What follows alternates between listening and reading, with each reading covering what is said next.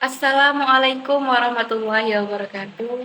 Sebelumnya, perkenalkan nama saya Nuratika Nasution dari Fakultas Dakwah dan Komunikasi, jurusan Manajemen Dakwah MDB.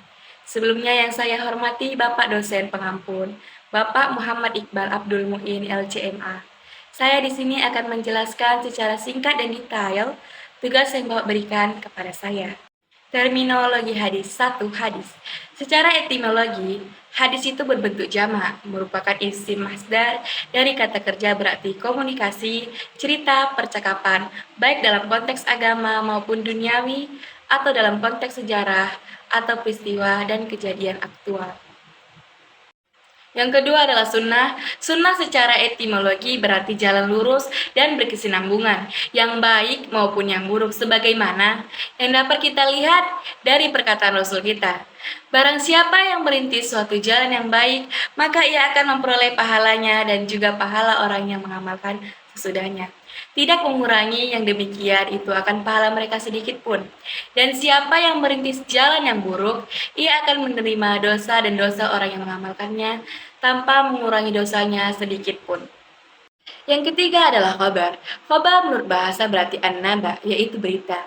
Sedangkan menurut istilah terdapat 3 pendapat, yaitu pendapat yang pertama, khobar adalah sinonim dari hadis, yaitu sesuatu yang disandarkan kepada Nabi Shallallahu Alaihi Wasallam dari segi perkataan, perbuatan, tokrik, dan sifat.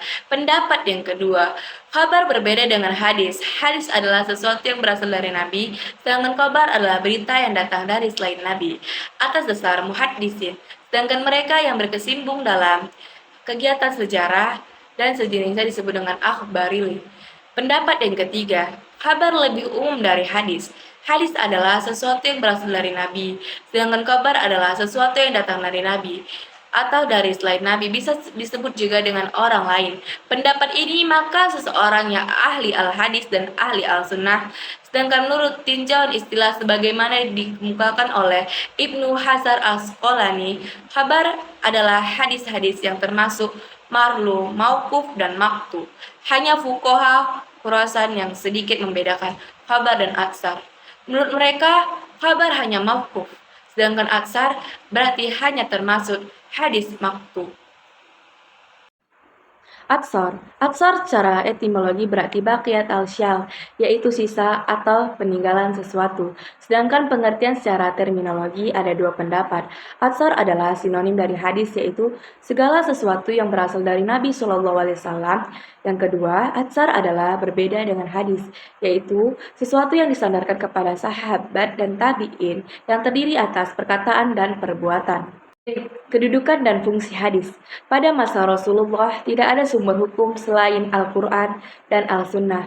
Di dalam firman Allah Ta'ala terdapat pokok-pokok yang bersifat umum bagi hukum-hukum syariat, tanpa pemaparan, rincian, keseluruhan, dan percabangan, kecuali yang sejalan dengan pokok-pokok yang bersifat umum, yaitu tidak pernah berubah oleh bergulirnya waktu dan tidak berkembang lantaran keragaman manusia dan lingkungan dan tradisi masing-masing.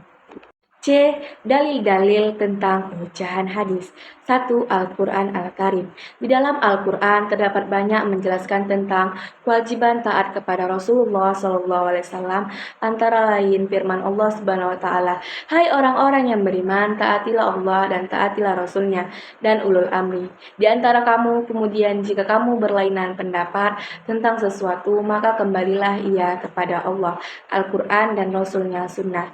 Jika kamu benar-benar beriman kepada Allah dan hari kemudian, yang demikian itu lebih baik akibatnya." Quran Surah An-Nisa ayat ke-59. Yang kedua, hadis Nabi Shallallahu Alaihi Wasallam. Aku tinggalkan kepada kalian 2 perkara. Kalian tidak akan tersesat selama masih berpegangan kepada keduanya, yaitu kitabullah dan sunnahku. Yang ketiga, isma. Umat Islam telah mengambil kesepakatan bersama untuk mengamalkan sunnah. Bahkan hal itu mereka anggap sejalan dengan memenuhi panggilan Allah Subhanahu wa taala dan Rasulnya yang terpercaya. Kaum muslimin menerima sunnah seperti mereka menerima Al-Quran. Karena berdasarkan kesaksian dari Allah Azza wa Jalla, sunnah merupakan salah satu sumber syariat. 4. Pandangan Al-Ra'i. Sesungguhnya mazhab Abu Hanifah, imam para ahli ra'yu, tidak pernah menolak sunnah dan para imamnya masih berargumentasi dengannya, serta membangun hukum-hukum mereka berdasarkan sunnah. Kebanyakan pemecahan masalah-masalah juga didasarkan oleh hadis dan riwayat, sebagaimana yang dapat kita saksikan pada berbagai buku dan mazhab. 5. Pandangan para fuqaha. Dengan pasti akan kami tegaskan di sini bahwa semua fuqaha kaum muslimin dari berbagai mazhab dan kawasannya, baik yang punya mazhab yang masih bertahan atau yang tinggal lamanya saja, yang memiliki pengikut maupun yang tidak, mereka memandang pentingnya mengambil sunnah, menetapkan hukum dengannya, serta merujuk apabila ada bagian dari agama Allah yang sudah jelas bagi mereka yang tidak dapat dipertentangkan lagi. Sikap seperti ini sama-sama diambil oleh orang yang cenderung kepada mazhab hadis. Kesimpulan dapat saya ambil dari keempat pengertian tentang hadis, sunnah, khabar, dan atsar, sebagaimana diuraikan di atas, dapat ditarik suatu pengertian bahwa keempat istilah tersebut pada dasarnya memiliki kesamaan, maksudnya segala sesuatu datangnya dari Nabi Shallallahu Alaihi Wasallam, baik berupa perkataan, perbuatan, maupun ketetapan. Sekian yang dapat saya perjelas tugas yang Bapak berikan. Jika saya ada salah perkataan maupun perbuatan, saya minta maaf kepada Allah, saya mohon ampun. Wassalamualaikum warahmatullahi wabarakatuh.